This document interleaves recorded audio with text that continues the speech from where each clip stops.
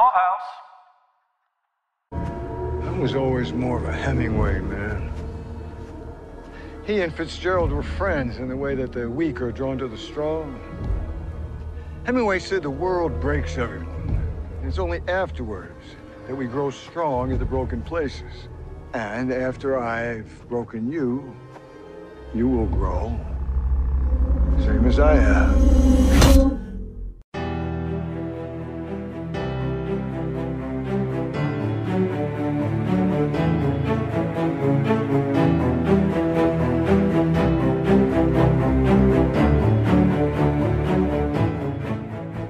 Bring yourself back online.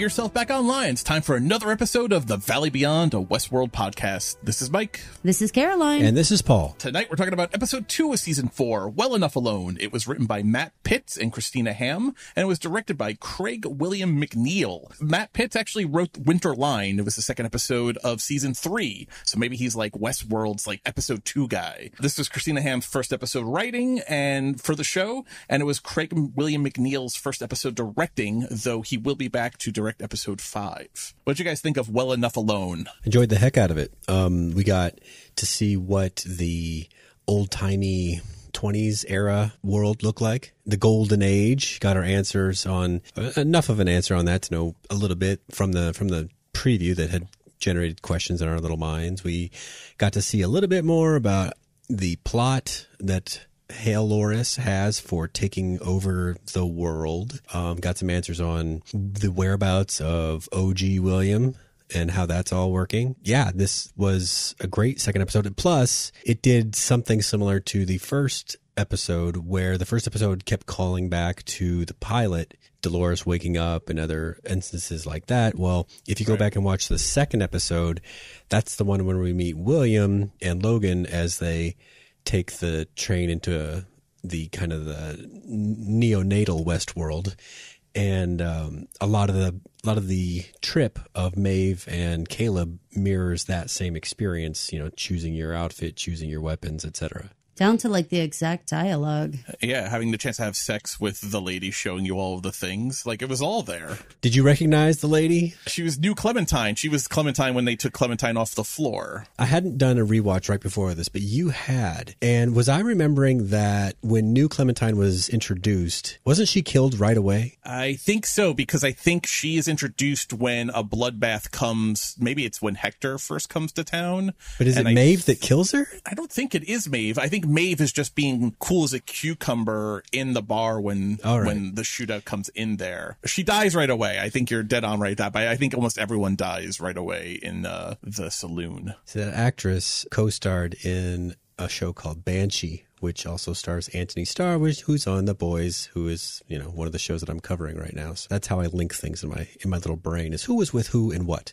Well, I think you should stop calling all our brains little. We're super smart. Exactly. I've got an IMDb just stored right in between my eyes and ears. We're also highly adaptable machines, just like Maeve. I feel like we are. I mean, for God's sake, I thought this was an excellent episode, you guys. I was so drawn in. Again, talking about our previous episode where I felt like I was in a loop as an audience member.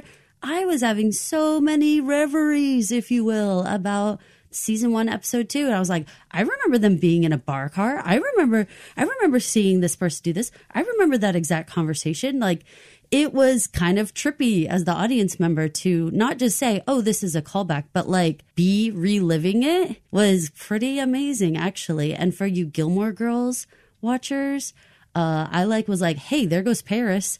Like, Liza Mill was like totally one of the ladies in the bar car. I recognized her, but I her thought mannerisms was even like Paris, her. though, wasn't it? Like, the way she was holding her head, the way she was talking, I was like, that's Paris. Like, burnt, that's it. Just seemed like, surely it can't be her just for like a cameo appearance. I instantly saw her and was like, there she is. That's Paris. Yeah, it was her. We had to go looking to see if it was her, but it turned out, yeah, it totally was. there's just something about her. You can't, like, she looked like Paris in the bar car, which was kind of cracking me up, the idea of the Gilmore Girls Paris being in the Westworld thing. It's almost like, being that this is the last season of Westworld, there's perhaps some effort out there to be in this show if you wanted to, like Jack Coleman, a fairly recognizable actor, especially to genre fans from Heroes and other roles that he's had. He just shows up in one little bit here. But that's what I mean by just recognizable people getting in on small bits. It makes me wonder if, sometimes they do that with like super fans of shows. They like let them come on for like, not like audience members, but like actors who are like, proven super fans, that they'll let them come on and do like a small bit. Right. Reed Richards. Kumail Nanjiani coming into The Boys for their little We Are the World sing-along. Yeah, that was hilarious. Episode. Some of it's very funny. I like the bar scene in particular because Maeve realizing it.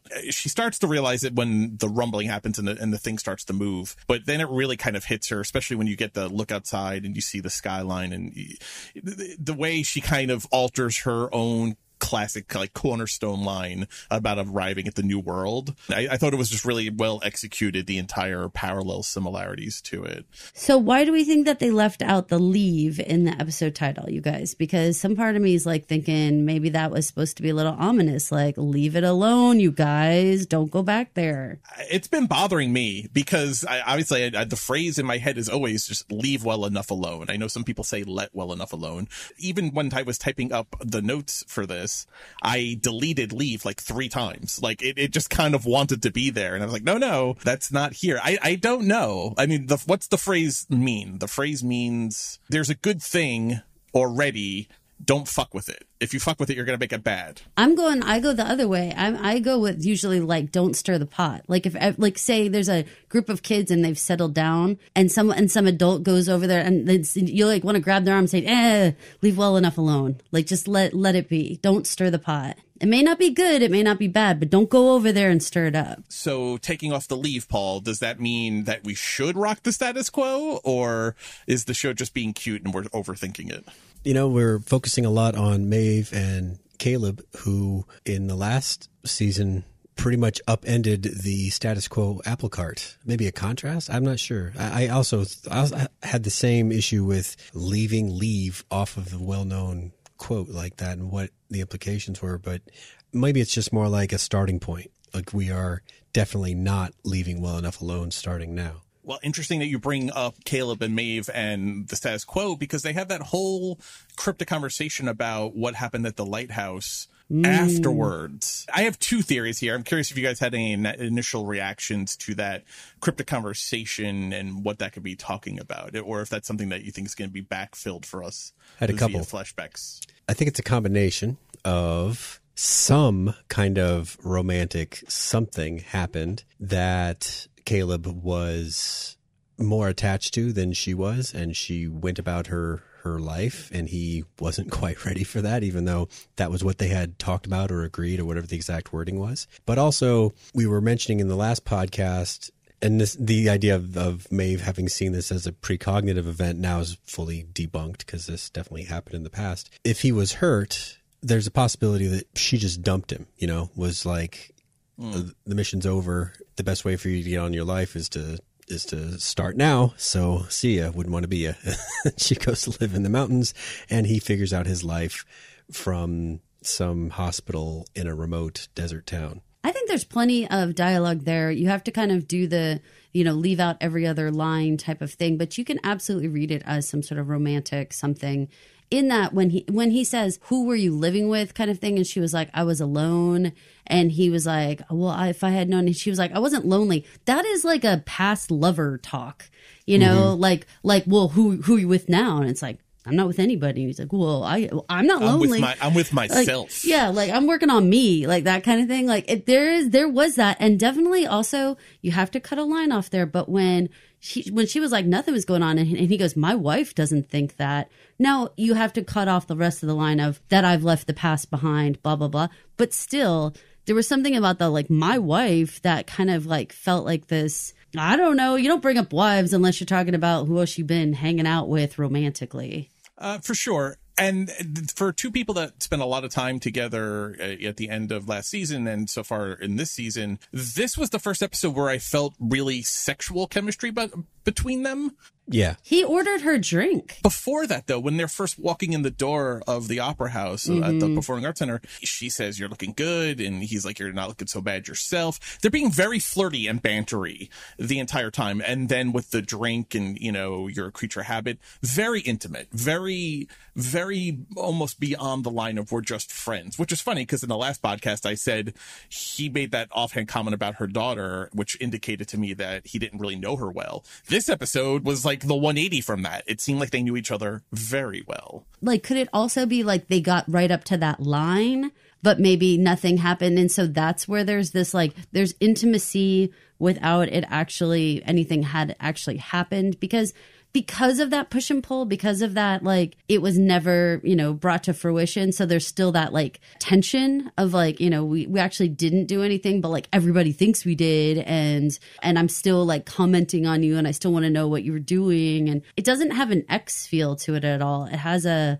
this is still brewing. Here's my left field take. He dies in the past and that she brings him back somehow or revives him somehow, or otherwise he in a very literal way owes his life to her. That's the thing he's talking about. And she's trying to be like no big deal about it. And he still has some kind of unresolved feelings of whatever, because there's twice in this episode where she brings up to him having saved his life. Once in the car, we're talking about the events of the night before with Frankie. And then in that bar car scene, she talks about I had just saved your life in the most expert kind of way possible, which Maeve definitely has confidence, but she doesn't really take laps usually about or rub in being a hero. That's a little outside of her thing. So it I don't know. It struck me as having a little more meaning, the fact that it came up twice in the episode. 100%. Yeah. I think we all agree that there's some unfinished business and something that happened that they have not fully talked about that was just left there. And maybe that's what the leave well enough alone. You know, it's like whatever happened, whether she brought you back to life, whether you guys had some sort of romantic trust, whatever it is, it happened. It already happened. You don't got to go back to it. Leave well enough alone. You know, let it go. Right. You have this nag wife back in wherever that's really looking forward to you coming back so that she can start nagging you some more. I want to talk about that, too, because in the car, I think his wording is interesting. She starts off the awkward silence by saying, "Your daughter's beautiful, must be the mother's genetics." His response is, "Frankie and the mom and her mother are the best things that ever happened to me." That's not how I talk about I definitely say Tom is one of the best things that ever happened to me, but I don't say about it in like a dispassionate way. This whole line struck me as more like he slotted into this family that already existed. Ever happened to me. Interesting way to put that, right? Right. Like kids don't, natural born kids don't happen to you. Exactly. It was more like they came into my life at a time when I needed them and they were the best things that happened to me. We definitely got that, like, this already ready-made family plug-in feeling that there was something that he either just like, because I don't believe any of the rest of the story could have happened. The falling in love, the getting married, the, you know, having a baby together, like all of it doesn't seem right. It seems much more like this was a ready-made family that he plugged into and promised to be a dad figure. Right. And a role that he seems to relish, which also I think goes to something Paul said earlier, is that she seems if this is romantic, what happened afterwards, it seems that he is still having some sensitive feelings about it. And she is being the more quote unquote classic male for lack of a better word about it. And he's just kind of moved on from it. Like it was what it was, and we did what we did to have to survive. And he seems a little bit more like he still wants to talk about it, but it fits in with him wanting to be a dad, like very sensitive, he has to get away from the death of war, and being in a family seems like maybe that's how he did it. One thing that stuck out for me, that this was a return to Maeve having some really good snark and sarcasm and humor. I think this episode, more than any recently, really kind of showcased Thandoe Newton's like ability to read a line in a really good way. Both she and Aaron Paul were at their best in this. They had like really amazing partner type chemistry where they could zig and zag and fight together. You know, like they had that Mr. and Mrs. Smith kind of feel of like Morgan, we've Mr. and done Mrs. this. Morgan. Right. We've done this like a million times together. We know exactly how to fight together. We know how to communicate in the moment. You know, when he's like, I'll need your help with this, dear. I can't remember which one, you know, which name of this was under, or perhaps, you know, you can give us some more privacy here. And she like blinks out the security camera. Like the way that they interacted had such a great, like just team, you know, we've done this a million times. And we can guess what each other's movements are going to be and what we need to do to support each other. All of that worked for me entirely. Like if someone took the two of them and created like just them, like, you know, out there trying to save the world, people would watch that show. It wouldn't even have to be within this like wild construct. I would watch that show. Yes, I think this episode really demonstrated that they understood each other's skill sets. I was impressed at him picking up on her struggling with her mental powers. And so, which added weight to his, I think you should be armed. And she's like, I've got my brain. And he's like, well, seem to be struggling a little bit with that. But it wasn't like he was being a dick about it. It was more like he was worried about her. Like the thing that she's relying on to keep her and him safe. It seems like he's a little worried that there may, you know, be some cracks in that armor, some fragility there. That's someone who understands the skill set of his partner and is worried if he thinks that there's something wrong with it. How much did you guys love the whole senator entire storyline? This replacing of the politicians? It makes total sense. This episode went a long way for Halores to not only lay out what she's doing, because she explains it to OG William, but they show it to us how it's working. And then there's even a little bit of the cloudy language between Robo William and the VP about, you know, what you're doing out west, et cetera, et cetera. I thought at first that was the Hoover Dam, but I think that's now the new Westworld Golden Age world. I think it's both. I think there's been a time jump from that scene with the cartel to where we are in this episode. I think that happened in a while ago, where he makes the purchase of the Hoover Dam. That could very well be. As Caroline pointed out when we were watching, you know, the official from the government comes in to the Delos headquarters, which, by the way, looks a little beat up. We actually rewound that because if you think like, what are you talking about? There's like corrosion on the white on the outside. There's like kind of like this, what would you call it, structure, Paul? Like some sort of cross beam. Yeah, but it's like got these like streaks of orange. Like it's not being kept up. But they don't give him in the time of day, right? Navarro. And the VP shows up with just two Secret Service people. I understand that he doesn't want it to be well known that he's there, but he needs kind of a minimal level of protection. That's all explained in the episode. But still, something about what I was saying in the last podcast about the federal government's reach having eroded from what we expect it to be in today's world. I think there's still something to that. I mean, certainly the whole part with, you know, I don't know what we're going to call her, old Clementine. I don't know what we're just stalking her as. But seeing her and having her say, do you have an appointment? After he said, I have full backing of the federal government. And that meaning nothing. That was it. I was like, oh, shit. That's all we need to know about the State of the Union. That doesn't open the door anymore. Oh, shit, you know? I agree. And I thought of you, Paul, because there was so many mentions of government in this episode. Not only you have the Attorney General in the charge of counterterrorism, which was interesting. Like they specifically named the area that he specializes in. I mean, Delos is definitely a handful, but it's interesting that they're classifying it as terrorism, right? That it would be under his purview. But then you also have the VP, and then who is then either replace or fly controlled. The fact that, you know, they need the backing of the government in order to flip the switch, right? He says, you know, I've had a lot of time to practice golf while I've been waiting for your permission to rebuild my company. And then you also have the senator too, who he wants Whitney to introduce new guidelines. The thing is built. We're just waiting to flip the switch. I think all of that, remember we talked in the first episode why was he buying scrubland in addition to the Hoover Dam? They make a point of that he's been buying a lot of land around the dam. Ooh, nice. He's not just buying the storage because he wants to look for the Sublime and or needs new storage, but that he was buying up land. The assumption was that he was building something. So now in this episode, it's built. Yeah, I think that was demonstrating a time jump. There was also a lot of talk about money in this episode. It comes up a couple of times, right? William says, I bankrolled your campaign to Whitney, and now I want this favor to change the guidelines for free. Like, I'm not going to pay you for this, right? It's kind of the same deal he made the cartel. Today I pay for it. Tomorrow I take it for free. And then he says the same thing to the VP. He's like, you've taken everyone's money. Everyone's rode you like a school bus. And now you're going to like scoff at my money? No, now's not the time to get morals. You're going to take my money and do what I tell you.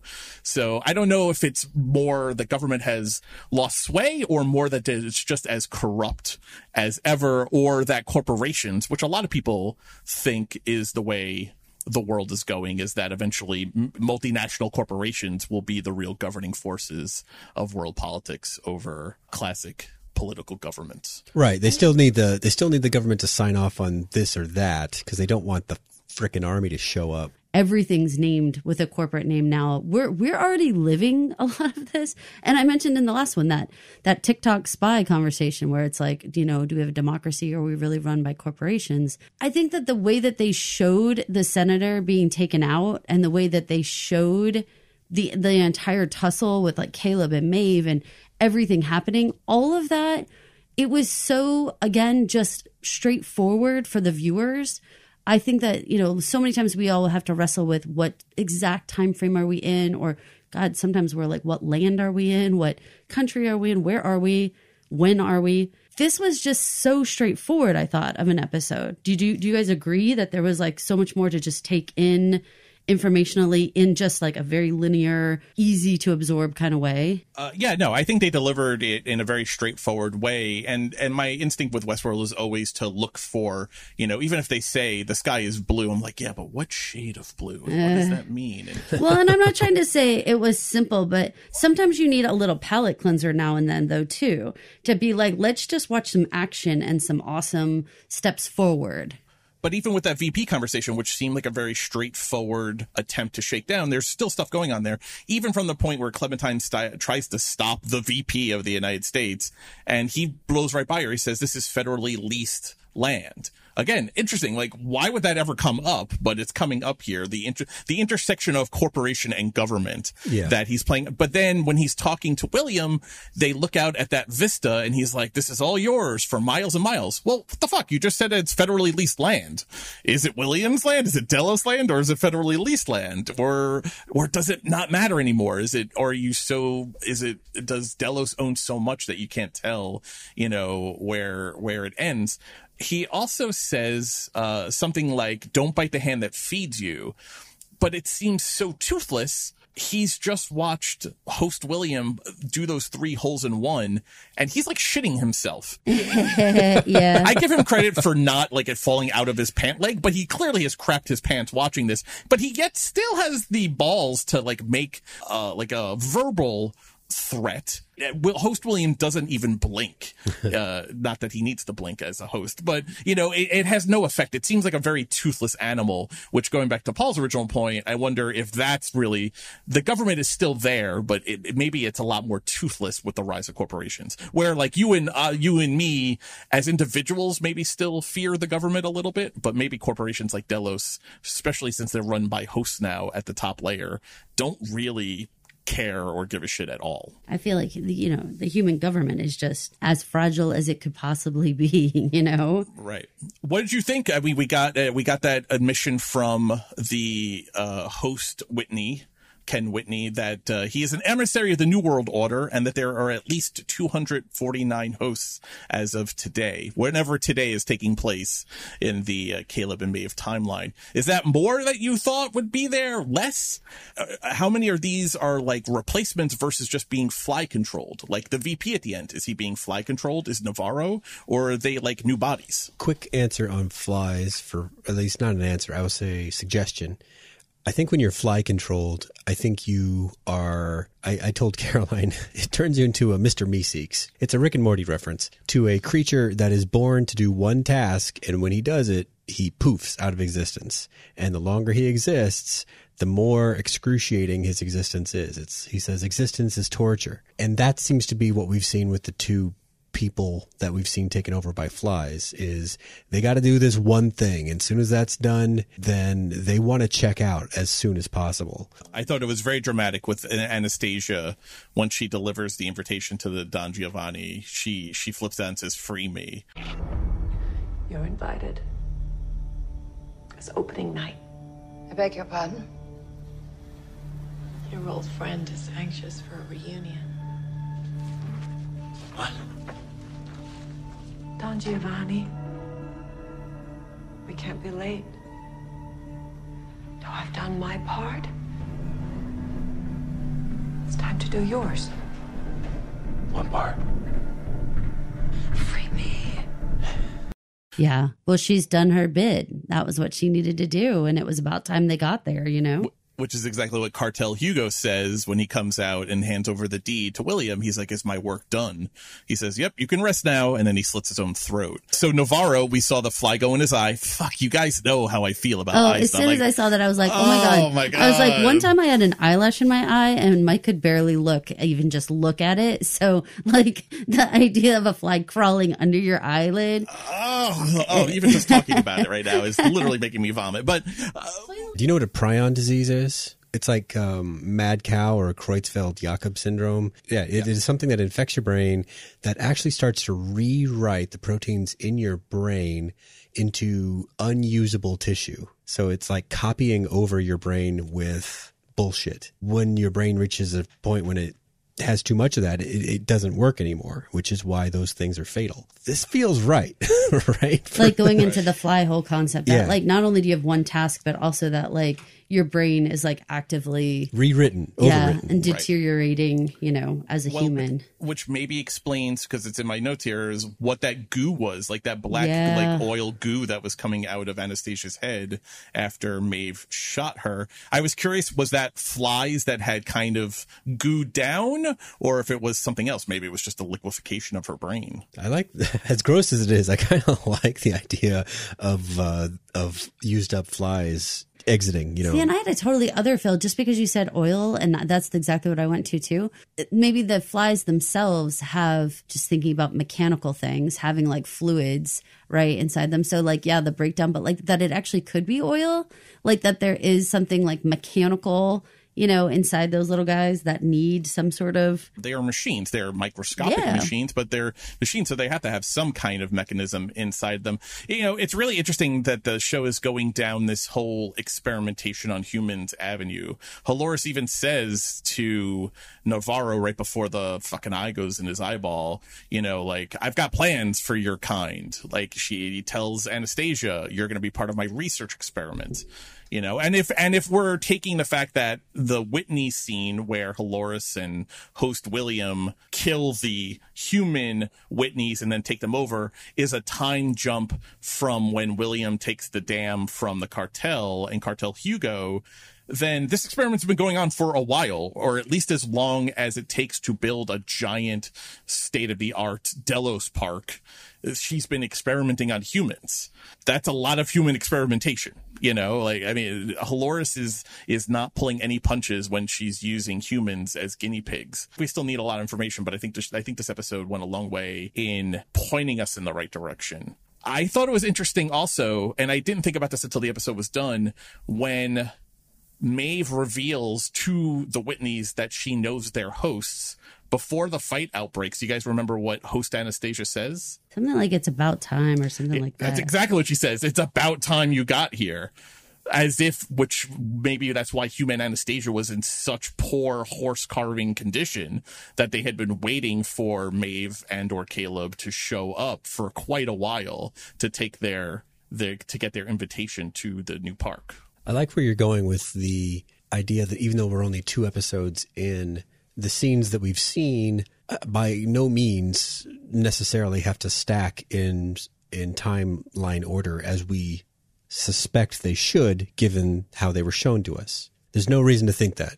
Right? I mean, think of all the times we saw Bernard and Ford in different timelines where they looked exactly the same, but it took so many episodes to realize that they were actually existing in different timelines and in different interactions. See, but I actually appreciate the times that we can say we were seeing linear timeline in this, like going from the part where they show up at the Whitney's house to going to the opera house and to actually getting on the train. Like that whole seems like one nice big section of this episode that we like know all went together. We don't always get that. Sometimes they, parse it out so small that you're like, holy shit, that conversation was then and this conversation was then and blah, blah, blah. But there was like a good stretch of just taking in the sights and sounds. I even appreciated just visually the beginning when we had Clementine walking through the market.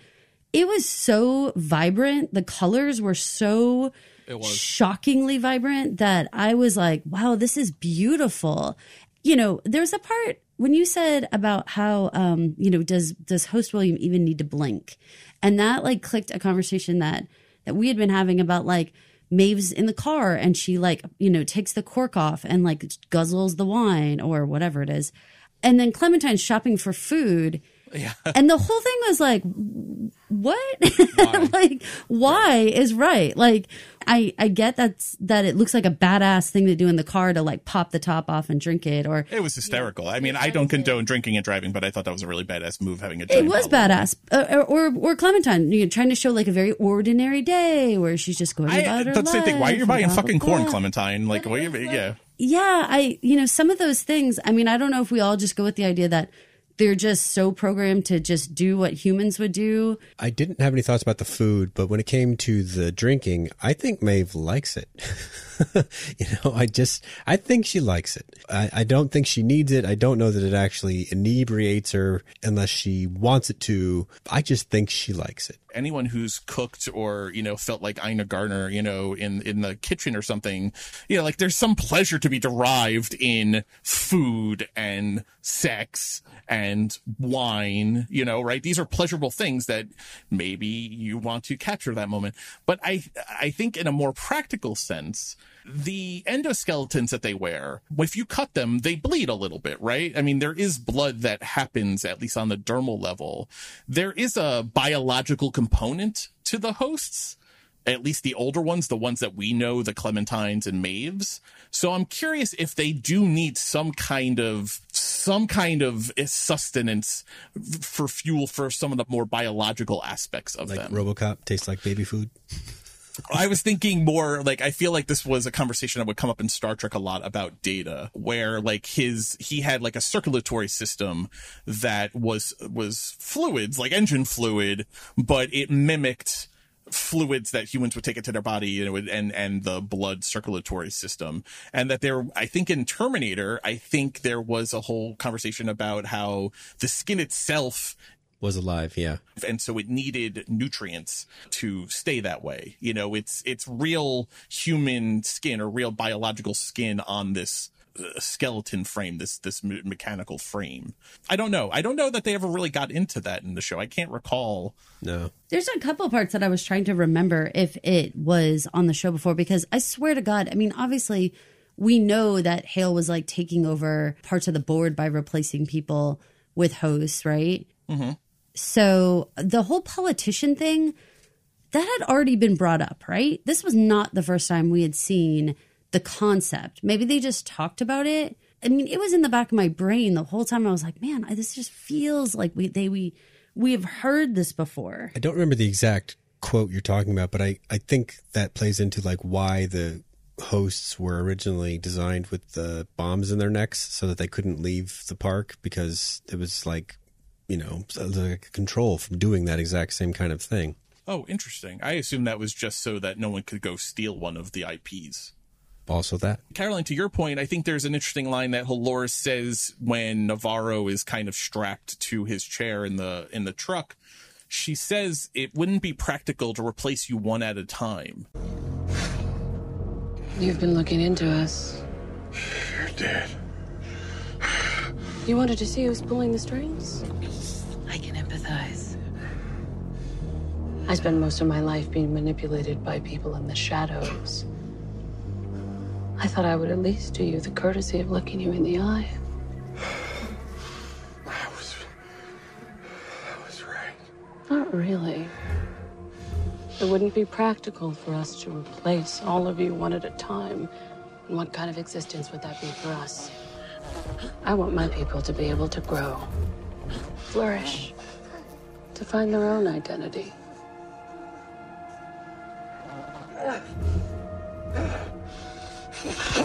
I have plans for your kind.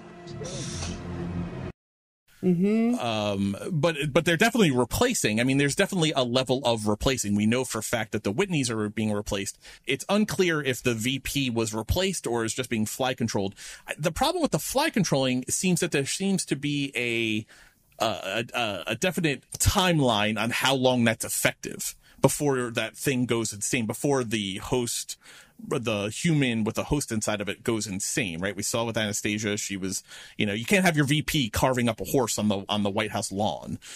Well, and we have some amount of timeline in theory because, the cartel dude was basically like 24 hours. Right. For him, at least. Now, that was a huge swarm. That wasn't just one fly in his eye. And we can kind of assume that was earlier. He must be an early experiment. That was too many flies on that one. Dial it back. 9,000 flies is too many. Let's go with 3 flies. Let's go with a couple of flies. What if we just put one fly in at a time? What happens? But that's what you get, right? When you continue to experiment, you get to refine your thing. So by the time you get to Anastasia, you have a longer period where you can control her, because apparently the Whitneys must have been in replacement Whitneys must have been around for a little bit of a while. So they've made progress in their fly power, in their fly mind control power. But it still doesn't seem like it is a permanent solution. Not like replacing the entire body is. We don't know for sure. Is the VP fly controlled or is he a host now? Navarro, we know, is at least initially going to be fly controlled. Maybe that's just to get him out of the way or to stop his investigation. But it becomes this whole thing of how does Halores decide who do I replace and who do I just take over their mind for a little bit of time? There's a whole calculus there that she must be running, since she specifically says it's not practical to replace you all, one at a time. So she's doing some calculation of, I'm not going to replace you. I'm just going to use you for a little bit before I dump you in a pit somewhere. They definitely seem to be making use of that giant printing room, right? That we saw at the end of season 3 in the after credit scene.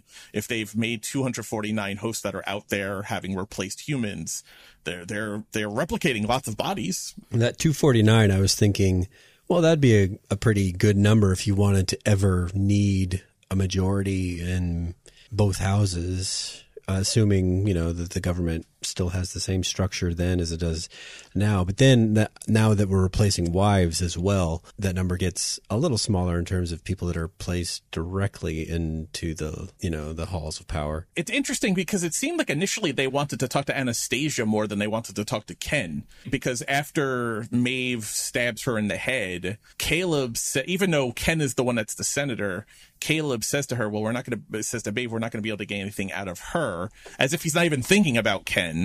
And then it's Maeve that says, don't worry, we can get anything we need out of Ken. So it almost looks like they were targeting Anastasia as the one that they wanted to talk to, which I thought was interesting.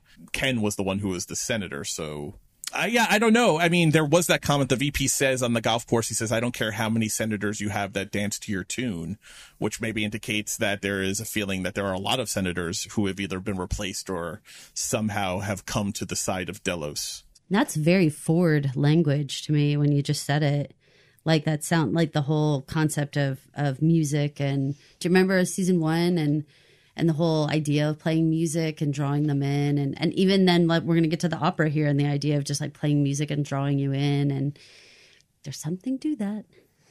Let's get back to Maeve and Caleb a little bit. I know we're spending a lot of time with them before we get to Christina and the other stuff, but I think it was the most exciting part of it. What did you guys think when the train emerges into the sunlight and you see the park in the distance, which looks to me anyway like Christina's skyline?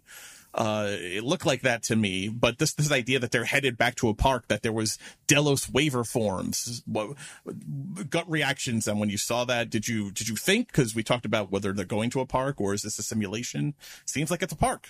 Oh, this is definitely a park. This is definitely a park. For sure. 100%. They are traveling to a park. Can we back it on up to the Opera House and how we get there? Oh, for sure. Yeah, please. I mean, I don't know how many of our listeners have gone to an actual opera before, but I'm going to guess it's going to be a small number of people.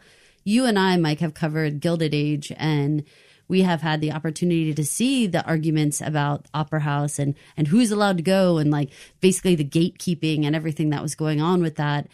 I felt like it was so amazing to use the Opera House as this like basically a facade for the departure area of the train. It was delightful to see them walk in and be again from the wardrobe standpoint. I loved the idea that they were getting dressed for the opera, so they give them the opportunity to not show them in tactical gear, not show them in everyday gear, not show them in work clothes, but show them in like a beautiful gown and an awesome tux and all this stuff. Like, kudos to the fashion whole eye that's going on here, because they're showing us a lot of different looks, which in dystopia stuff you so rarely get. Sometimes you just get like gray coveralls for the entire run of the entire show. I was really happy to see the variety in all of this. Thrilled to see the like opulence of everything going on in the train and the bar car and everything. I thought it was just visually stunning. We were getting back to a lot of that season 1 kind of like, oh my God, I can't believe they did that, which BT dubs, if you go back to season 1, speaking of that, like whispering in Christina's ear about like, we need more sex, we need more violence, rewatching episode 2 of season 1, holy cow. I mean, the amount of just like sex and violence and nudity and everything that was going on in that to where we are now, which really doesn't have much of that kind of stuff. I could see where it was like very meta to be like, people want more sex and violence, Christina, aka Nolan's. So now we're going to introduce you to the speakeasy where there's going to be so much more sex and violence. People are so cranked up from flappers and prohibition that they're going to, And we're going to see some beautiful fashion. Beautiful fashion. Well, the Opera House is a genius way of weeding out people from accidentally coming upon your train, right? 1,000%. Because people are going to show up.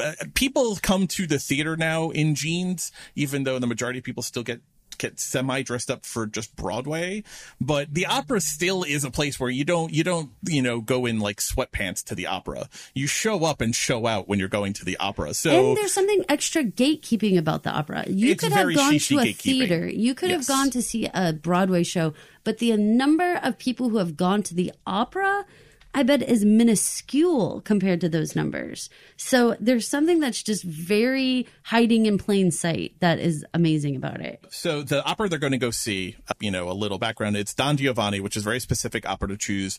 It was a 1787 opera from Mozart. The libretto was by Lorenzo da Ponte.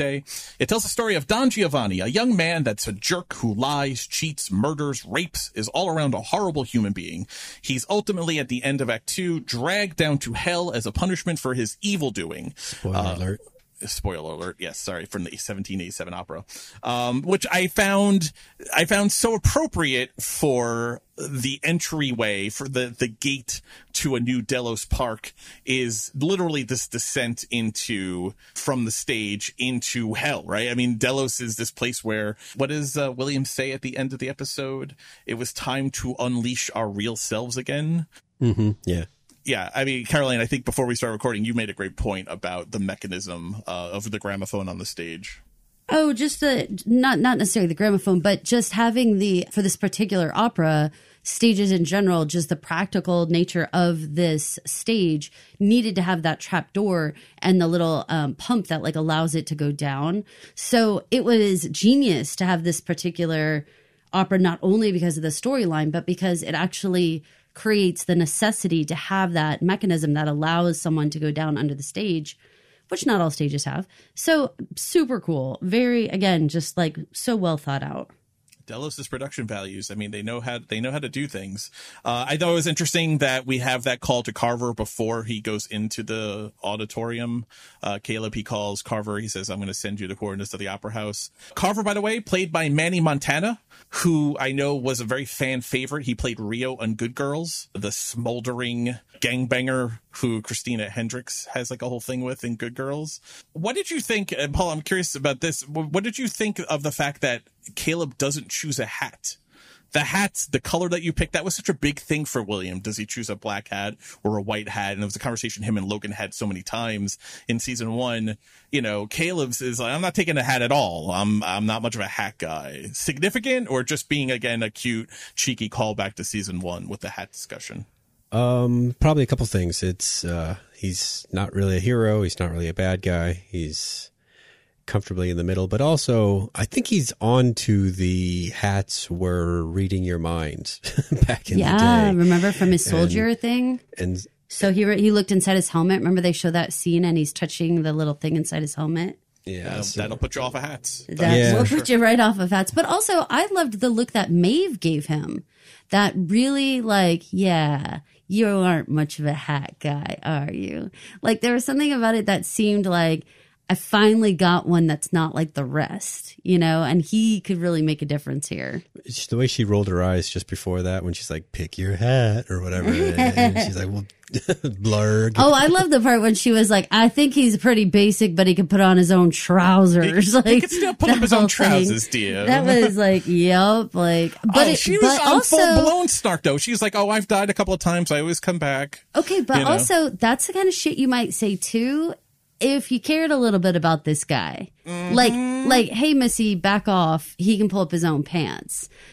For being the Mariposa madam who, you know, doesn't really have any problem with sexual touching and stuff like that, she certainly was like, buzz off, lady. He's got his own pants. She's playing a little bit of mama bear or defensive one who cares that entire scene, though, because she says that she's fine and she's been to Westworld before. Like, she checks out. And then he starts getting worried about all the questions about depression and paranoia. And she steps in on his behalf and says he's fine. And then he says, well, why do you want to know? He's like, he's fine. Like, she just wants to move him past and not have him start doubting himself. Yeah, that whole scene is a combination of Maeve being snarky with Sophia, knowing the role that she's playing here, but also being defensive either romantically or just platonically of Caleb and protecting him a little bit. For audience members who care at all, statistically, just right, it said in 2013, the main stage opera performance attendance reached approximately 2.67 million people. Just to be clear, like, performing arts in general is 74.94 million people. You know, even of that in a general community, even that is just a small section of the pie that would like go to even an arts performance. That is so tiny. The majority of opera is not in English. The majority of opera sung at a pitch that some people find troubling to their ears. It has very dramatic music. It has very over-the-top acting. It's a very specific form of entertainment. It's only 3% of the population. So the train pulls in. We see they're in this new town. This is the town. This is one of the towns, possibly, or the town that we saw from the trailer. This episode ticked off a lot of things from the trailer, but we arrive in Temperance. The Man in Black, host Man in Black, gives his speech about how about 150 years ago, humans entered into their first Great War. They had their first pandemic, or not their first, but they had a pandemic, referring to the Spanish flu of 1918. By my calculations, this places this timeline at about 2068, just doing some rough math-ish. This clip here that we have is what I was most interested in. Good evening, and thank you all for coming tonight. I know some of you fear revisiting one of our company's darkest chapters, but to those of you, I'd say that chapter may have been dark, but it was also extremely profitable. Nearly 150 years ago, this world had its first great war. The globe was torn apart by fighting, decimated by a pandemic, crushed by loss. It was our darkest hour. And yet, we came roaring back. I think the public is ready to unleash their true selves once again.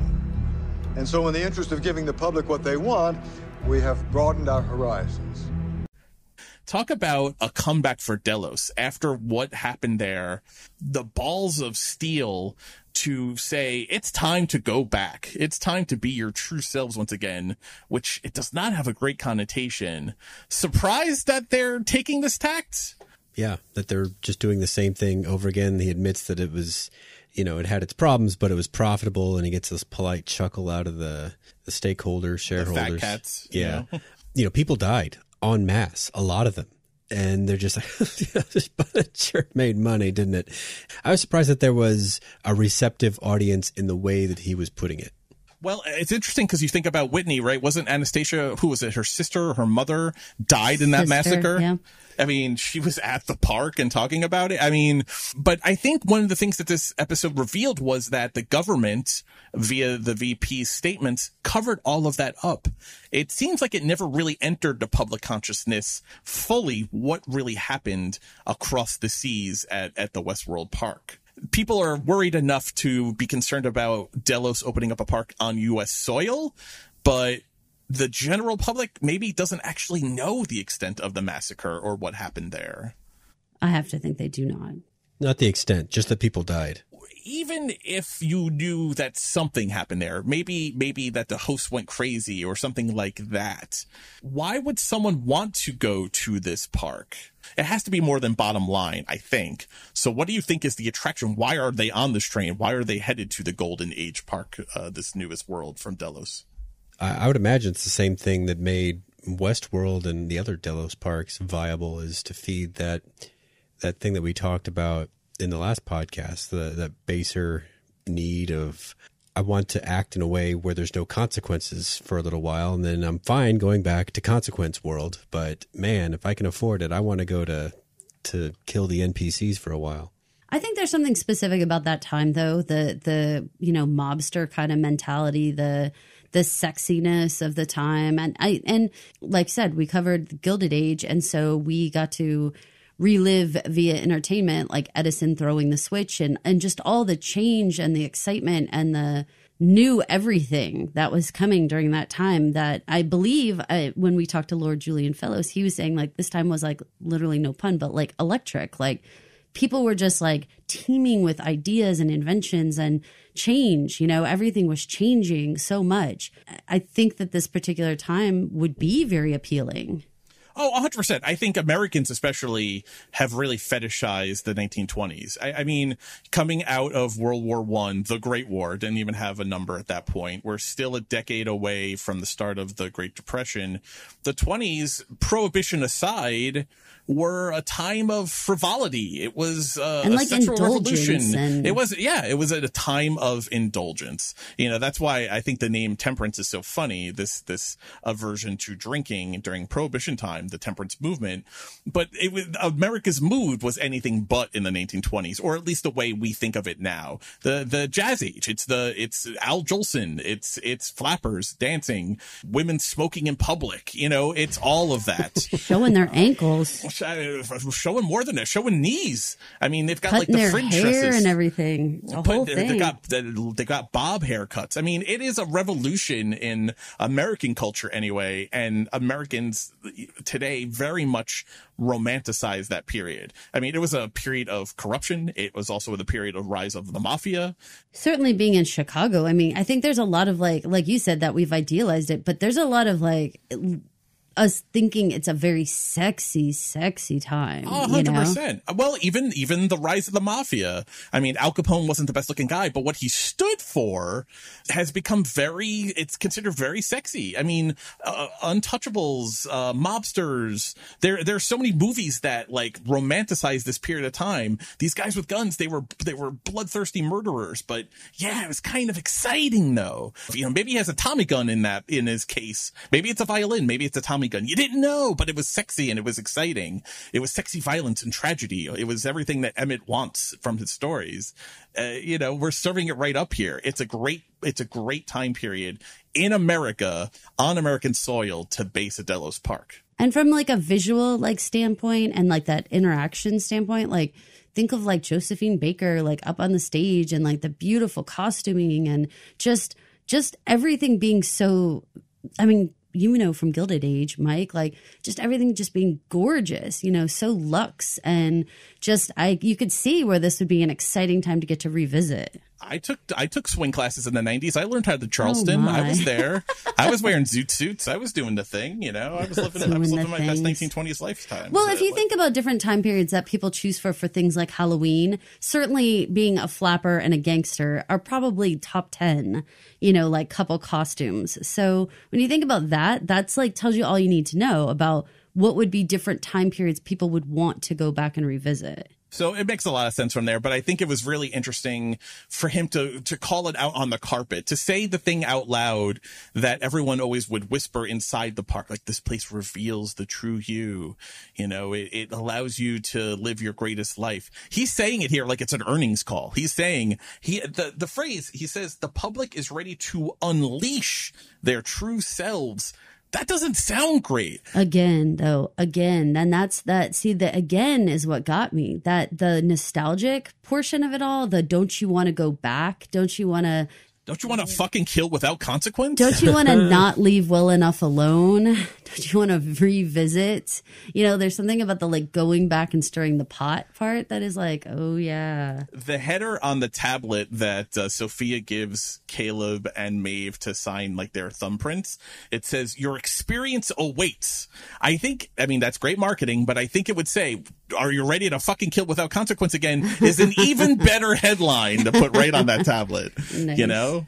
And drink booze, you know, hooch in a speakeasy. That sounds like a great Friday night to me. There is an awesome episode that we did for Gilded Age that talks about Edison, like flipping the switch. The way that they actually had the Man in Black flip the actual switch that way, and then everything lights up. I mean, that was pretty rad, and like some excellent historical accuracy in that way. It was very cool. The lights coming on, but then also the host coming to life, too. Mm-hmm. Very cool. Meanwhile, what did you guys think of Halores and the reveal? Because again, this is something we talked about last week. Was original recipe human William still alive? Turns out he is. We got confirmation in this episode. What did you think of this conversation? In particular, I want to focus you on this idea that she's keeping him alive because someone has to be the loser. And so he's going to be the loser.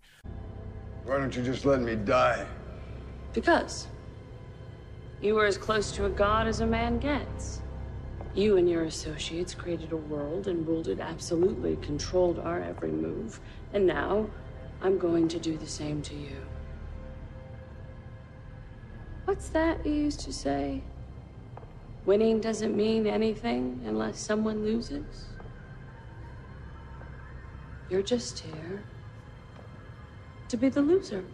Let me guess. You're going to copy yourself to repopulate this world. It would be pointless to bring children into a world where they will be consumed by jackals. I had to make sure that they'd be safe. Your kind made a sport out of hunting us, so I had to cut off your paws. Make sure you people would never be able to harm us again. What did you think of that? In the last podcast, Halores, I argued that she was above petty things, and then she goes and does this. And you use the phrase, or I think Caroline did, that she's just playing with her food. That she just kind of confirmed that in this conversation. She woke him up just to fuck with him and put him back to sleep. And Paul, you pointed out that like with all those gadgets that were hooked up to him, did she really need to go up and stab him in the neck? Probably not. There was probably some shit feeding already into him that probably could have just like, you know, injected him within his suit or something. Like she probably didn't need to go jab him in the neck, but she wanted to jab him in the neck. That's part of the fun, right? She didn't even really need to make him go to sleep, I don't think. I think, man, if I was like really evil, I'd be like, keep your eyes open, look at me the whole time. I think the interesting thing for me for the conversation was she starts it off by saying, what was the thing that you used to say? And then she talks about how there has to be a loser. That's Dolores from when she's getting dragged into the barn and Teddy is impotent to stop it from happening. That's Dolores' memories coming through there, that conversation happened. I think it's a season 1 scene where he tells Teddy there has to be a loser. You're the loser here. Like season 1, Dolores Abernathy is bubbling up through having that conversation and throwing it back in his face. Petty again, or is it just cathartic revenge? Oh no, I think we threw out the word petty, and I was like, oh, this goes so much deeper than petty, because this is like revenge at the core level. I think how many years ago that is now that those scenes took place in season 1. Over a decade now, and not that it wasn't extremely traumatic, but her mind was wiped how many times between no, not a then decade. I mean, some of that stuff he did, although it's hard to tell because it is Ed Harris, he was a much younger man though. Right. You That's know, true. I mean, it could be 30 years ago. Yeah. That stuff was happening, you know? Well, I think when Ed Harris takes over for the young William in the Delos experiment, I think he only says it's been like 8 years that they've had Delos, that he was raping and pillaging Dolores and the other inhabitants of Westworld.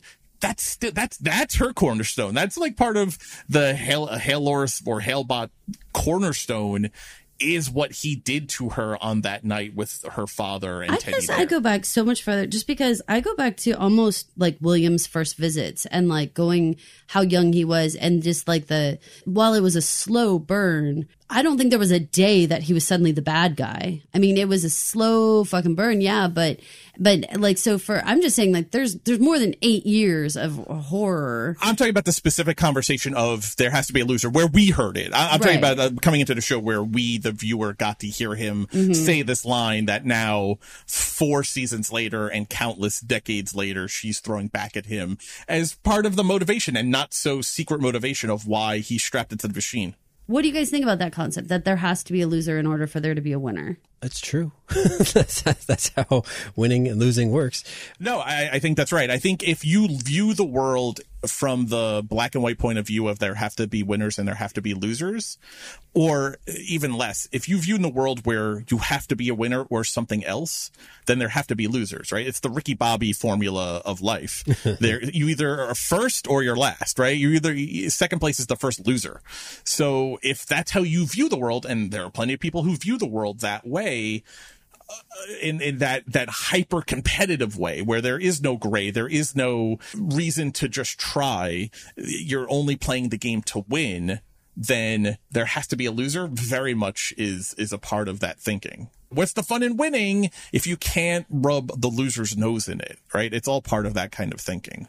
It's fascinating to me because of how the show has a basis in art and music, as well as of course the sciences and medical and all that kind of stuff. But there's something about it. I would want to simmer on that more about, like, you know, of course there doesn't have to be a loser in order to be the winner. Like, you know, if we cure cancer, we're all winners, you know, like there is no loser, you know, in the big sense. Okay, but you know what I'm saying. Well, if you're competing for the same thing, but yes, and I agree with you. I do agree with you on that. But I guess the other thing is, though, thinking about how much they do focus on art and music and stuff like that, there's definitely an arena there that says, in order to be a winner, there doesn't have to be a loser. You know, in order to have a hit song, you don't have to feel like I have to knock everyone out of the business industry, period, in order to have a hit song or a beautiful painting or whatever, right? So I think it's a cool thing to just kind of keep an eye on, this idea of like, we don't have to take that as face value just because Men in Black and Halores say it. Like that isn't like a in stone statement that we have to agree with. And I think probably it's said a little tongue in cheek from the writers, like, there doesn't have to be a loser, you know, like like we all could win. Like there is a way for everyone to be happy and healthy. It's just the way men play the game, you know, it's just the way. And when I say men, I mean humans play the game, that we force a situation that has to be a loser because she could just let him die. It's a manufactured loser in this case for the sake of having a loser. But that's the Don Giovanni of it all, right? That's why he has to be dragged to hell by demons to atone for his evil done on this earth. He lived his life in a way where he made sure there were always losers that he could dominate when he won. So now he's getting to be the loser in his own scenario. It's just karma. She is the karmic angel who is avenging here. And also, though, only of humanity, though, because, like, again, you could go back to, like, you know, like say the animal kingdom, and like one group of lions doesn't need another group of lions to not win. They just all need to be fed. If everyone has enough to eat, nobody cares. You know, there doesn't have to be a loser in order for that one to feel okay. Does that make sense? Like, it's only human egos that create this situation. I agree as compared to animals, but it's curious, do hosts, though, have that ego, though, too? Well, they seem to have learned and want to have a serious comeuppance in terms of, like, you have to live by the same rules y'all put out for us. At least Halores does. Well, yeah, I mean, everything Halores is doing here is all, I'm going to make you humanity pay by exacting tenfold everything you did to us. She says it to Anastasia with, you can be, put her in the barn with the other livestock so she can be part of my research experiment. She says it to Navarro with, I have a plan for your kind.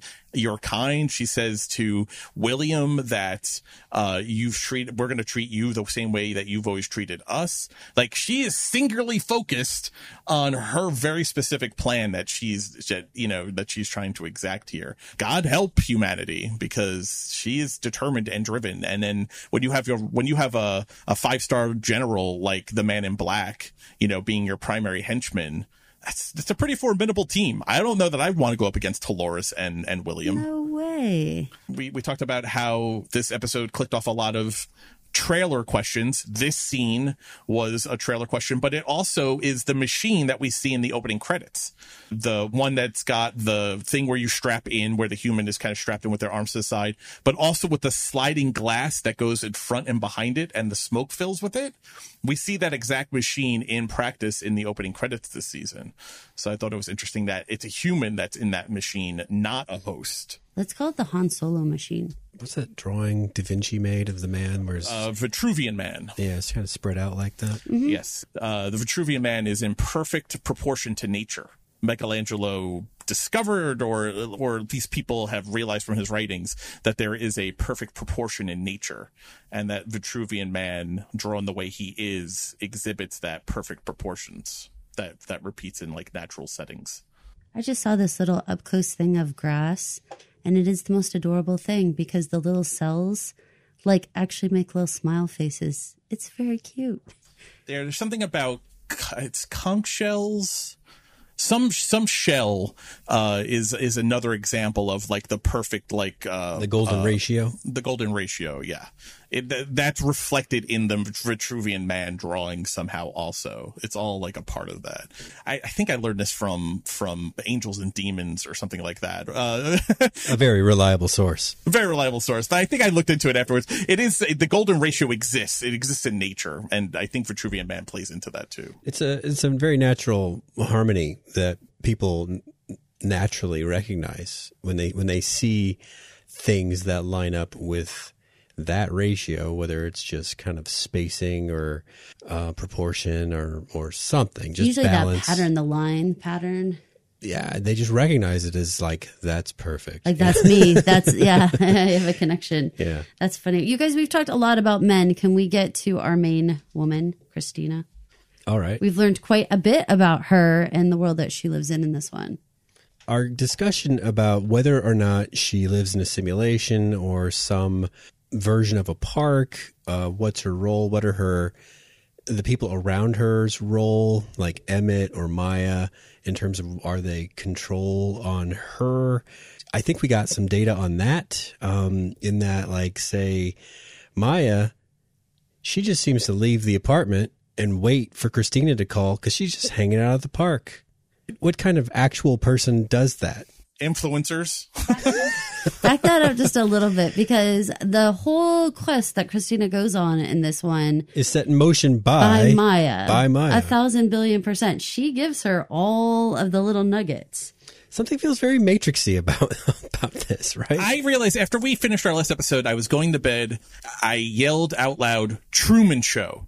Truman Show was the other thing, the other piece of media that I couldn't think of when we were recording, that this whole Christina existence reminds me of. She Ed feels Harris like Truman. is in that too, right? No, he is. He runs the control booth in it. Yes. The Truman Show. Time to go rewatch that movie. Because Maya and Emmett very much are like the people in Truman's life that keep him going in the right direction. Maya handed Christina the obituary that had this information so that she could follow what would you call it, through the looking glass to the Hope Center, mental hospital. Hope Center for Mental Health. Yes, that. And so that she could see what she saw. Like, that all seems staged and planned, given that she got it handed to her from Maya. But the only thing that doesn't make sense about that, though, is Emmett calls her because she pings that she's looking at her Peter Myers files and basically tells her, like, I can track you where you are. Like, I know, like, oh, and then he says in a way that wasn't, that I think is meant to be threatening, but if you just read the words, it isn't. He's like, I just want to make sure you don't require any additional assistance. But it had like a very threatening tone to it because it felt to me like she was going off of her loop. Yeah. I don't think she was supposed to go there. I thought reading the obituary was putting it to rest. Ooh. Not that she was supposed to go track that, because when she calls Maya says to her, you didn't. Before she even says what she did, she's like, no, I went here and it's been closed forever. And she's like, I feel like I'm going insane. And she has this quote. Maya has this great quote here. The obituary you read for Peter. It said he left all of his money to the Hope Center for Mental Health, right? Yeah. Why? Oh, no. Don't tell me. I'm at the clinic right now and it doesn't make any sense. This place shut down years ago. So Peter's will was out of date. It happens all the time. You don't understand. He did make a donation when he died. They dedicated an entire wing to him. I was just talking to him 3 days ago. How is this possible? I don't know. What do you think? It's got to be some weird coincidence. There's a lot of Peter Myers. Maybe the obituary got it wrong. I feel like I'm going insane. You're not insane. Your world may have gone a little insane, but you haven't. And it echoes the conversation with the date where Maya says, you're not insane, the world's insane. That's kind of echoes what Christina says, what if I'm not broken? What if the world is broken? And douchebag bro investment banker guy says, there's a tab for that. I thought it was like a little echo of the whole thing, but you could see why Christina would feel insane.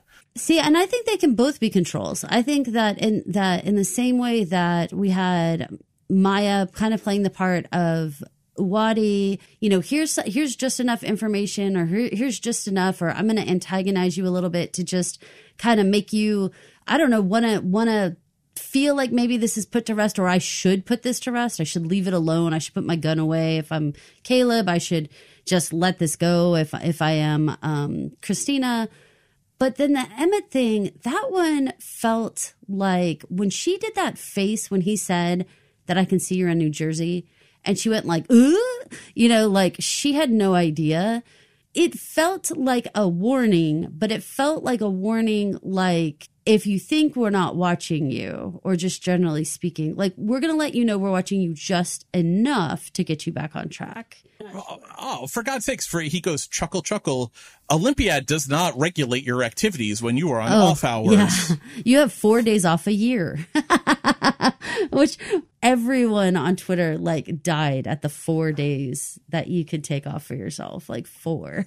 My paralegal job, I was only entitled to 3 sick days a year. Mike, that's sad. I think that this was all the days. I don't think she's vacationing anywhere. It seemed like, of course, we're all laughing at the whole, you don't regulate me, but I have 4 days. I'm allowed to be sick. It's just craziness. And also that she had no realization that logging into any of her stuff would at all ping the home office. I like that scene because it echoes earlier. Maya is reading 45 about Peter Myers 45. Wife left him, lost his job or quit his job. And she's disturbed. She's like, how do you know that? And Maya says, well, I've got his obituary. She has an answer ready. And then in the car, Emmett, tells her exactly where she is and what she's doing. And she says, how do you know that? It was very the questioning words of a season 1 host that's awakening. How do you know this information? It also echoes what Peter Myers said to her right before he attacked her outside of her apartment. How did you know all those things about us? When he's yelling about her ruining his life and, that he has to kill her to change the ending. One of the things he says is, how did you know that about us? This, how did you know? These questioning words, these are dangerous things when you start questioning, I think, if you're the one in control. Man, when you just said that, that makes me feel like that puts Christina in the role of the child with the drone. It's the little boy holding the device that's working the drone toy in the Banksy painting. Right, but is being controlled. Right, but I think that that's funny to have both the drone that she's playing with and then the little boy both be saying, how did you know that? I don't know, like the dominoes falling backwards, you know, that they're going to bump up against the bigger drone, you know? Interesting. I think I took it more like that she is actually the NPC of a larger story, that she's actually playing out a story that was written for her. Paul, did you have a chance to look at that screen grab of Emmett's screen? Yeah, it's got a lot of information on it, and some of it suggests just normal like personnel file stuff, like, you know, what department she's in or what area of the network she's pulling from. But then other parts of it that suggest there's a live build with all these characteristics going on about interference, trace, responsiveness, corrections, all these things being active. And then another section for basic analysis where emotional drift and cognitive drift are both listed as inactive. These are not very normal personnel file assessments that actually are more indicative of like a real-time scorecard being run on a program or AI or something else, but not really the sort of data you generate on a human, at least not by today's standards. Yeah, I mean, I don't think my record at work says anything about my loop activities being stable. I hope. You have no idea what that record says. I don't know, man. Don't you think HR is kind of keeping track of your narrative logic, your narrative biz? Loop connection? I feel depth. like is always out on Mondays. Well, a lot of loop talk under a heading called structure. If you're popping off to Jersey to go check out an abandoned mental facility, that probably is going to put your loop stability probably in question. Right, your alarms are definitely going off without a doubt. What's the larger thing that's happening here? Is she existing in multiple different timelines, or was this something that she was never supposed to discover, that they cribbed Peter Myers' life off of a guy who really lived and had already really died a long time ago? Because there were leaves blowing in that mental health facility. Like, that was not just recently closed. And obviously he only died 3 days ago. And there's a wing and a plaque there. He only died 3 days ago, as far as Christina knows. So did the story writers make her write a story about a guy who lived long ago? Or is she experiencing different timelines? Maybe a time jump? I don't know. Like, could she, when she went to sleep after he died, when she woke up, was it actually a long time later? But then Maya and Emmett not aging makes them hosts. That's why they look the same, maybe? Yeah, and they just play along. Who knows? Maybe that whole universe is set up. Like, I had the theory in the last podcast that Christina's in the situation because there's maybe, instead of just purgatorial, depredations, maybe there's something that she can do, something that she can generate, like how she was able to be the linchpin to set off the insurrection at the end of the first season.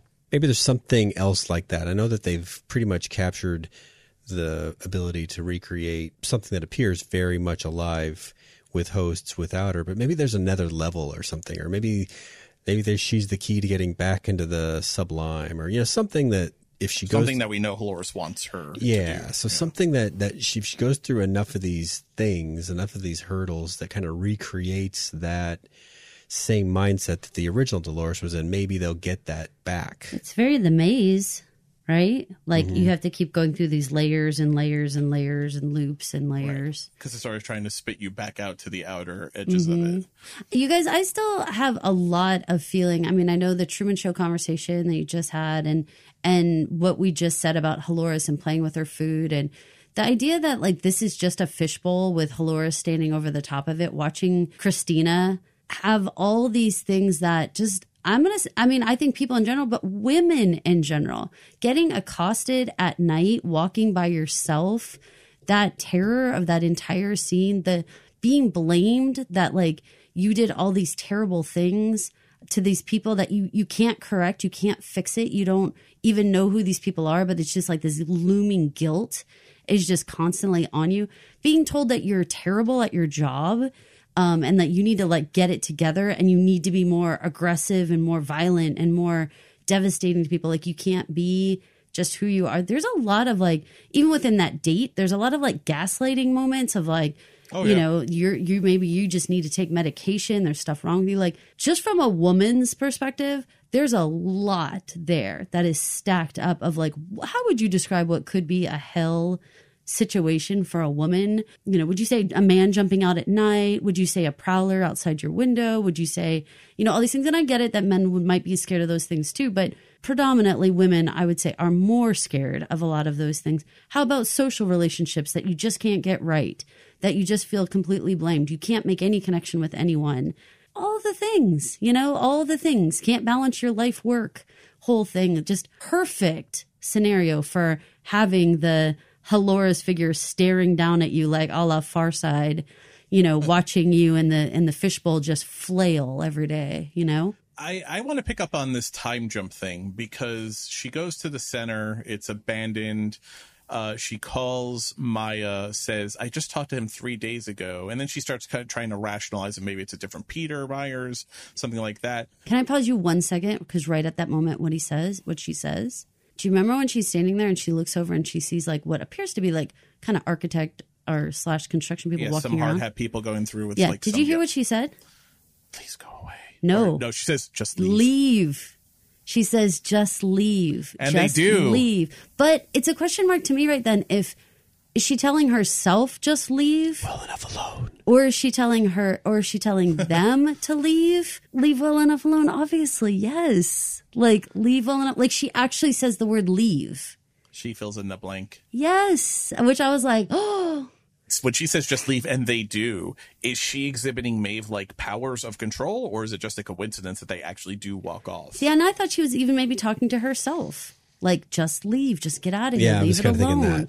You know, like stop poking around, like just leave. I like that. I like that a lot. The Maya thing I was going to say was, she says, I just spoke to him 3 days ago, but here is this wing that has come and lived its life and is now, abandoned. I can't remember what Maya says in response to that, but it leaves her. Then she says, I feel like I'm going insane. And the clip we played, you're not going insane. Maybe the world is going insane. Just come home. I'll be waiting for you. What if there was a time jump? Because the thing that we haven't talked about here yet is on her way to the office before she blows off work that day, she runs into the homeless man again. And it's this, I'm going to call it the Birds audio clip, which we can insert here. Do you hear it? Do you hear it? The song with no sound. It's killing them. The noise. Do you hear it? The tower. It's coming from the tower. What tower? You think I'm crazy? Huh? No one can hear his music but me. Me and the birds. The homeless man asks Christina if she can hear it. It's the sound. It's the song with no sound. It's killing them, that only he and the birds can see it. No one else seems to notice. And it's killing the birds. And then she gets to her office and no one seems to notice that there's a fuck ton of dead birds all around.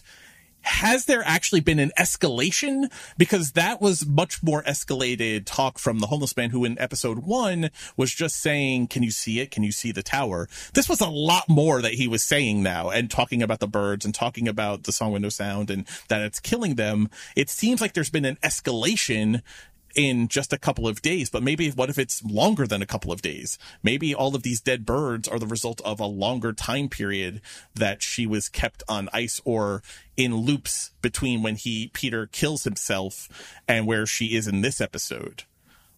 The way that the homeless man responded to her had a lot in common with the I don't see anything response to several things happening in the first season, like right. the picture, family, the modern picture of Julia, or the family not seeing Bernard or whatever. And then the birds, so many birds smacking into the place where she works. Something about all that just jives with this selective vision I don't know why, if we're living in something so highly technical and programmed, unless perhaps those are actual birds that don't have the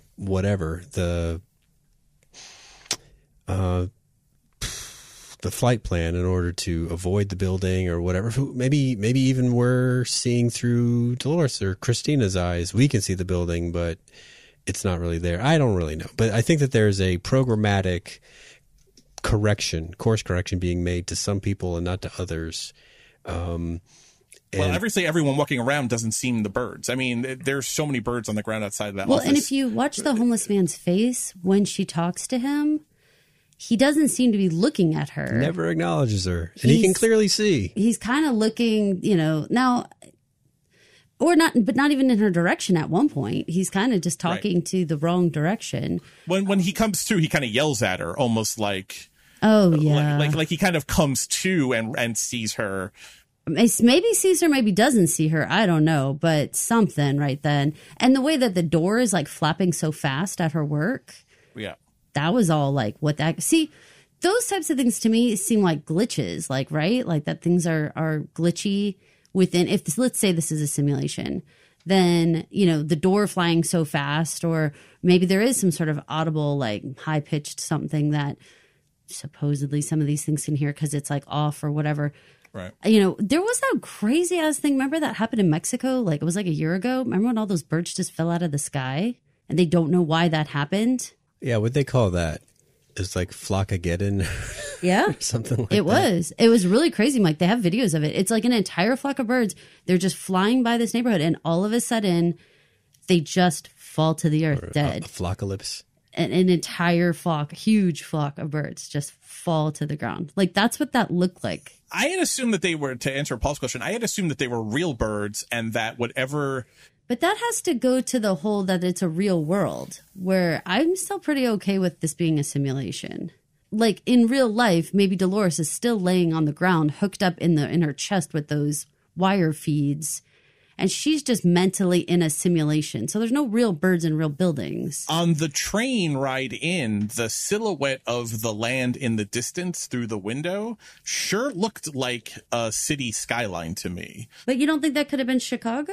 I feel like on the left-hand side is like the Freedom Tower. But my first instinct was that was that park. But I don't know. But if it's real birds, I mean, birds are very sensitive to signals in the air, right? Like flockalypse, like you guys are saying. But it would make sense that they wouldn't be able to deal with it, and maybe it would cause them to crash. It would throw off like their normal flight patterns. But the fact that no one else could see it, though, supports the whole idea of that doesn't look like anything at all to me. That no one else notices the birds, but Christina does. Like she has begun, because maybe she saw the maze on her fire escape, maybe she has begun the path of awakening again, that she can now see things that maybe like a couple of weeks ago she couldn't be able to see. But I do like this idea that maybe Peter Myers did die, did donate his fortune, the center did live its existence and now is shuttered, all in the time frame in which Christina thinks it's only been 3 days. I think it's very plausible. Because we also have that room that has the tower drawings. They look like childlike drawings of the tower, but clearly the same kind of tower that the homeless man is doing his coal sketches of when he's talking about the Could have been his room. Sound. Could have been his room. Could have been Peter Myers' room. I totally assumed it was Peter's room. That's what I assumed too. I assumed it was Peter's, but they were so childlike that I don't know. Interesting. I don't know. There's something going on here with the timelines and Christina and the control that's being put around her. It would not be shocking at all to me if we ended up seeing, think of Dolores as we saw her laying on the ground with the black outfit on, same like Men in Black, with all the tubes sticking out of her, with Ciroc and everything and all that shit going on last season. It would not surprise me at all if somehow we end up seeing some sort of conversation with her that explains the time gap between the 3 days she thinks she experienced and then when she was like plugged back into the simulation and more time had passed. Does that make sense? Like somehow she got pulled out of the simulation and was like having to deal with something in that land, in that world with Halores and all them, and in that other space though, and then sucked back in to the simulation, and that would explain some missing time. I can't say that didn't happen. Thank you, Mr. Nolan. I think these first two episodes are pointing us towards a very kind of exciting season. How can we ignore the Bernard in the room, though? I've heard a lot of people being sad that they keep showing Bernard in the trailers and in the teasers, and then we've had 2 full episodes and no Bernard. Right. Well, we talked a little bit about that last episode about the characters that were missing, and we did get Halores in this one. That was the only new addition of where we got Clementine too. I got to ask you guys, do you guys prefer produce buying a Clementine up in the Mexican valley, or ass kicking, killing Secret Service agents on the golf course Clementine? Refusing people for their appointments Clementine. Which one floats your boat a little bit better? I'm pretty sure South American Clementine was living her best life, but she looked so happy, and I loved her dress. But ass-kicking Clementine is so detached and aloof, but still kind of smug and warm in a false way. And she gets some pretty good lines, but does he have an appointment?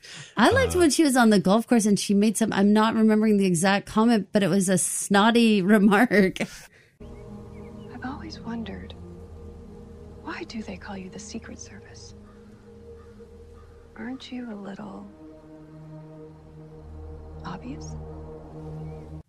That was very funny. That was and just funny. When he comes up over the bluff, the VP comes up over the bluff, and she's like using a golf towel to like wipe blood off of her hands. It's clearly not up to the challenge. It's way too much blood, not enough towel. Yeah. I've used those towels before to try to get, and they can't even handle a little bit of mud, let alone 2 humans' blood splatter. So, and it's so funny to see her playing this role, that sort of like admin-y kind of role, because the way she speaks is so different than when she's Clementine. Again, having just watched the episode 2, season 1, she's so funny in that one, and we were kind of laughing because she's like tired, she's yawning, she's putting her head down on the bar. We were like laughing about that. They're like, how funny that they gave them all these characteristics. But the way she moves her mouth as like the admin, where she's so particular, I mean, it's right on. It's the type of admin you want to punch in the face because you're like, because they're so stoic. Like, you're not going to get through them. You cannot. Yeah, you can't deal with this. And she tries to give Navarro advice. She says, our CEO has had several personal, trivialities like run through in the very public way. Some personal items run through in a very personal way. I don't think that approach is going to work with him. It was very kind of funny. It was, she was like, I'm trying to help you here. Yeah. Also, you don't have an appointment. So very good. Very good. I wanted to talk about the tower only because I thought this was a cool fact. So the tower is actually based on a real tower called the Montjuic Communications Tower, which is in Barcelona. You can go look it up. Maybe I'll put a picture of it up on on our social media. But yeah, so the tower that they're using, that's in the trailer, that's in the lamppost design, that's in the opening credits, based on a real tower that exists right now. It's a communications tower in Barcelona. And a communications tower I thought was interesting because it's sending out signals to the homeless guy, to the birds, to Peter, to the other NPCs. So interesting that they would use such a very distinctive building as its basis that exists. I don't know what it means. All right, Paul, so what do you want to see in the next coming episodes? Like, what are some predictions or anything you're hoping to see? I want to see Bernard and Stubbs. There was a scene shown at ATX where they meet Aurora Perrineau's character, and they are clearly on some kind of adventure where they are back on track with the mission that they left off on when they were with the Man in Black and he turned on them and things kind of went to hell. I am dying to see them back in action. I'm really enjoying our Caleb Maeve adventure. Like, the entire international spy vibe that they're giving off is super cool, and I'm loving the chemistry between them. If we're going to do like a buddy whole thing where we have Stubbs and Bernard, I want to flip back and forth between them and what's going on with Maeve and Caleb, which is interesting because, Dolores as a character has always been the most compelling. And so for Christina to be sort of like last on my list of the people I really am like super caring about is a surprise to me. So I'd like to see how that's going to change. I definitely want to see Bernard. I miss him. He's my favorite character in the show. So yeah, I'm definitely missing him, but I want to get into more into the timelines, into the timey-wimey shit that Westworld does so well. What about the wibbly wobbly? I'm more about the timey-wimey, but the wibbly wobbly's good too. Yeah, I also wear bow ties because they're cool. Yeah, that's what I want. I want to start parsing out and get my red string board of conspiracies all set up and start parsing through where we are and what's going on. I always go back to when Paul said it was called Westworld. The name of it is Westworld. We've got to get back to the parks. We've got to get back to doing all that. So that is what I want the most. This is Caroline. And this is Paul. And this is Mike. Thank you for listening to the Valley Beyond, a Westworld podcast. If you wouldn't mind heading over to Apple Podcasts, Spotify Podcasts, or wherever you listen to podcasts and rate, review, and subscribe. While you're there, if you could leave us a 5-star review, that would be fantastic. Or else, we're gonna, strap you in a machine and make you have a deep and restful slumber. I think it's time for a deep and dreamless slumber. Send the flies. We'll Han Solo you. We'll fly your eyes. Oh, fly your eyes. Thanks for listening. So sick. Thank you for listening. This has been an original Pod Clubhouse production. Pod Clubhouse is a podcast network dedicated to encouraging collaboration among podcasters and friends to bring a fresh voice and diverse perspective on a wide array of content. Please visit and leave a comment for us at podclubhouse.com. Rate, review, and subscribe to our podcast feeds on Apple Podcasts. Follow us on Twitter, Instagram, and Facebook. You can find us at Pod Clubhouse. Our DMs are always open, and we'd love to hear from you.